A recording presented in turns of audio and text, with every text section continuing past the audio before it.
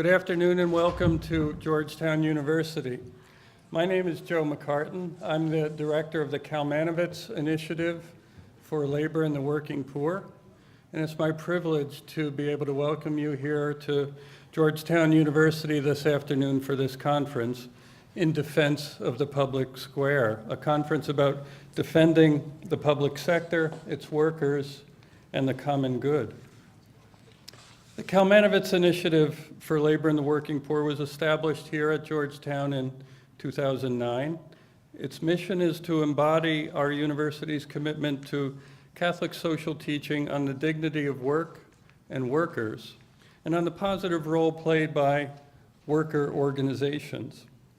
This initiative is a manifestation of a long heritage that dates back at least to Pope Leo XIII's encyclical Rerum Novarum from 1891, a document that defended the rights of workers and asserted the basic truth that the pursuit of the common good requires a just economy that works for workers and their family. This is a venerable tradition, and it's one that is now being renewed with gusto by Pope Francis, who speaks often and passionately about the needs of workers and the poor for justice. As a Catholic and Jesuit university, Georgetown takes this tradition seriously. The Kalmanovitz Initiative is but one example of Georgetown's conscious effort to live out our heritage. The university's just employment policy, which celebrates its 10th anniversary this spring, is another such example. In that policy, the university has committed to creating a sustainable working life for those who labor here by ensuring that all full-time workers, whether employed by the university directly or by its subcontractors, are paid a living wage, and by acknowledging the principle that workers ought to be able to be free to organize and to bargain collectively if they so choose. Under that policy, the university and its contractors agree to pay a minimum of $16.45 per hour in total compensation currently. The protections of the right to organize afforded by that policy have allowed food service workers, janitorial, and other workers employed by contractors here to form unions over the past 10 years. It has also guided the university when its adjunct professors recently petitioned for union representation just 2 years ago. Rather than fight the adjuncts union effort, as some other university employers have done, this university affirmed their rights. And once the adjuncts made clear that they chose union representation, the university bargained in good faith with them. Here at Georgetown, we believe in the principle that workers ought to be able to bargain with their employers, and we stand by that belief.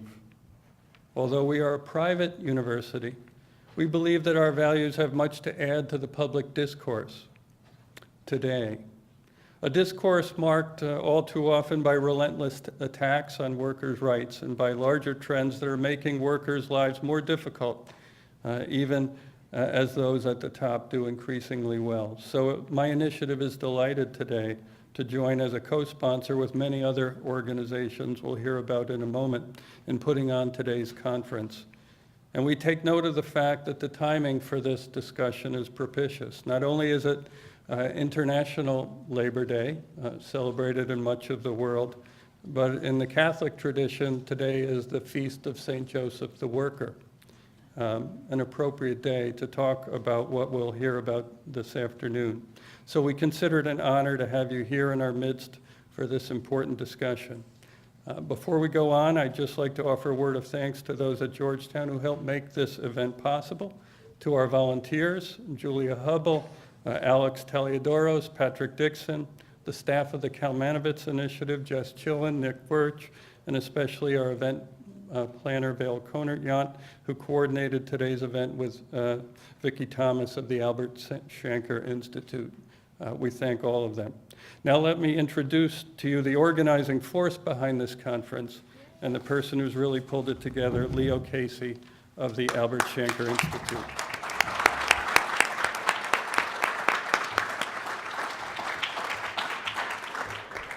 Thank you, Joe. We'd like to start by having two spokespersons for the two journals of Progressive Thought and Opinion, which are co-sponsoring our journal, give some words of grieving. So first, Bob Kuttner from the American Prospect.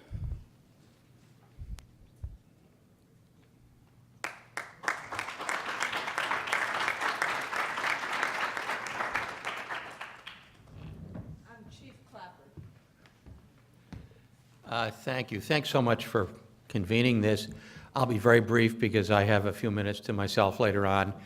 But I would say a defense of strong democracy, the public sector, trade unionism, and how a living wage and a vital private sector and an effective democracy all go together is our reason for being. And my colleague, Harold Meyerson, who is going to be sharing panel with me is one of the reasons why we're taken so seriously as a journal of original thought and analysis on labor. So it's a pleasure for both of us to be here.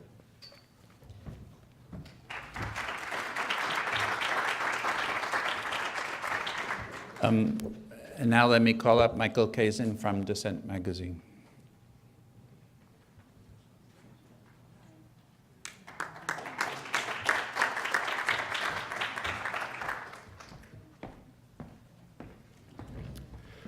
Thanks, Leo, for really doing the most to put this conference together, and thanks to Joe and the Kalmanovitz Initiative for being really the best labor center in the country, perhaps the world. Dissent has been around since 1854. It was a magazine, as some of you know, that was founded by Irving Howe and Lou Kozer at a time when progressivism wasn't doing very well in this country. It's going up and down, but throughout its more than 60-year history now, it has stood for all the kinds of values that we'll be talking about over the next couple of days. We have a large section on international politics. We do a lot on labor and community struggles, including one now in Baltimore. You can see stuff on our website about that. We'd like to think we're one of the most lively places for intellectual provocation on the left. And some of the people here, including Leo and Harold and Debbie Meyer, are on our editorial board. So it's a pleasure to be here with friends and to learn and understand more about the vital subjects that we'll be talking about. Also tomorrow, if you're here, we'll be selling recent copies of the magazine for half price, and we have a lovely little leaflet we put together which tells you more about the magazine, which is in your packet, so take a look at that. And I should say I'm also a professor here at Georgetown with Joe. Thank you.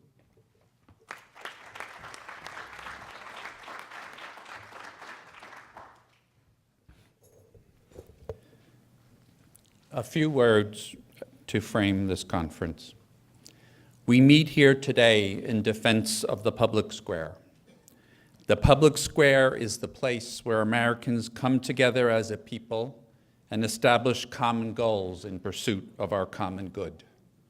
The public square is the place where Americans, in all of our rich diversity, promote the general welfare, achieving as a community what we could never do as private individuals.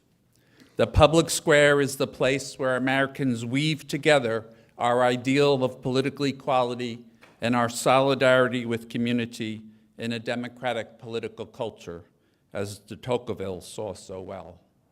It is through the public square that Americans provide essential public goods, education, healthcare, safety, and mass transportation, among others. And yet today, the public square is under attack in unprecedented ways. These assaults strike at the common good itself.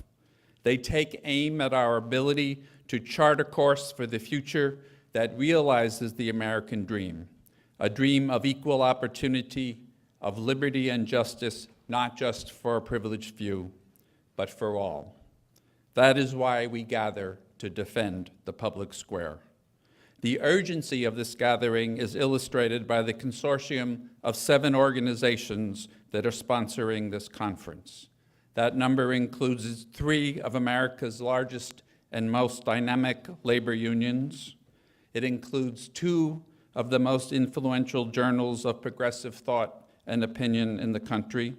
It includes one of the leading labor studies programs in the country, and it includes my own organization, the Albert Schenker Institute. In each of our different areas of work, we have grappled with the destructive impact of growing attacks on the public square.